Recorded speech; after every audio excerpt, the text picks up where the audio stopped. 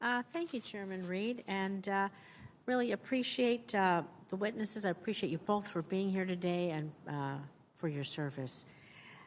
Director Haines and General Berrier, given that the annual threat assessment was written before Russia's invasion of Ukraine, has Russia's loss and expenditure of military equipment, personnel, and resources in Ukraine, coupled with their, frankly, poor performance, changed our overall threat of Russia and their military capabilities? And, like I said, this was written before that. How do you assess we may need to adjust our planning going forward, seeing as what we're learning?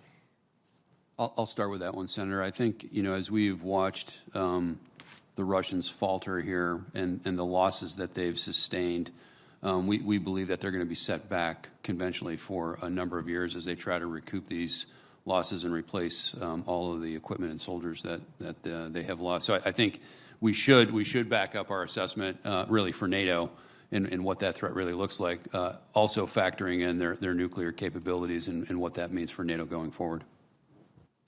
So I'll just add to this. I think, as we talked to the analysts about this, and obviously before each of the threat hearings we discussed this, because the threat hearings came after the Russia's invasion of Ukraine, and as you indicate, the assessment was done beforehand. And I think the overall threat level is not so much changed as it is, the question of how it's evolving, to General Berrier's point. I mean, I think our view is that the ground combat forces have been degraded considerably. It's going to take them years to basically manage to the extent that they're able to rebuild that, in effect. And that may end up meaning that they have greater reliance, in effect, on asymmetric tools during this period. So they may rely more on things like cyber, nuclear, precision, et cetera, and that's obviously a shift in the way in which they are exercising their efforts for influence and so on.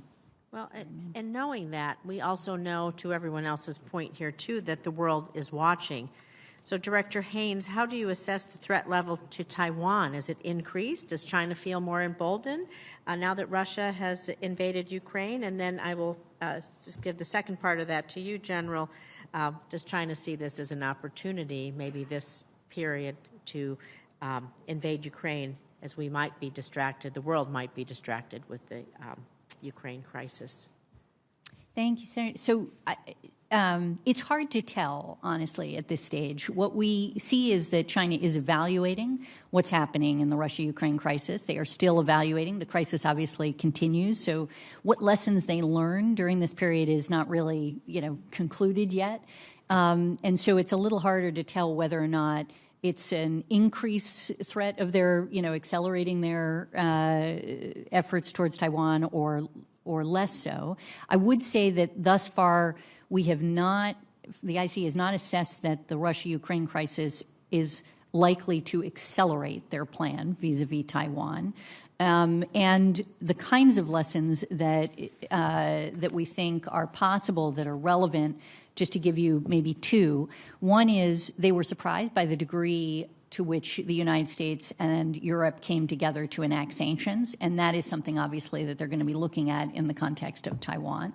And the second one, I think, is this point that really General Berrier made earlier a little bit, which is to say that one of the issues for them is the confidence they have that they are able militarily to take action in Taiwan over our intervention. That will play into their decision-making over time. We think at seeing what happened in Russia, that may give them less confidence in some respects over what it is that's likely to happen. Senator, the only thing that I would add is on a day-to-day basis with Chinese military activity, I'm not seeing anything that would tell me that they're thinking about trying to take advantage of this time that they think that they might have. Well, let me ask one additional follow-up on that. What's your assessment of our ability to conduct military operations in both theaters should something occur? We have significant capabilities in both theaters. It would depend what the variables were with each situation and what that meant, but that's why we have 4-star combatant commanders in USUCOM and INDOPACOM. Thank you. Thank you, Mr. Chairman.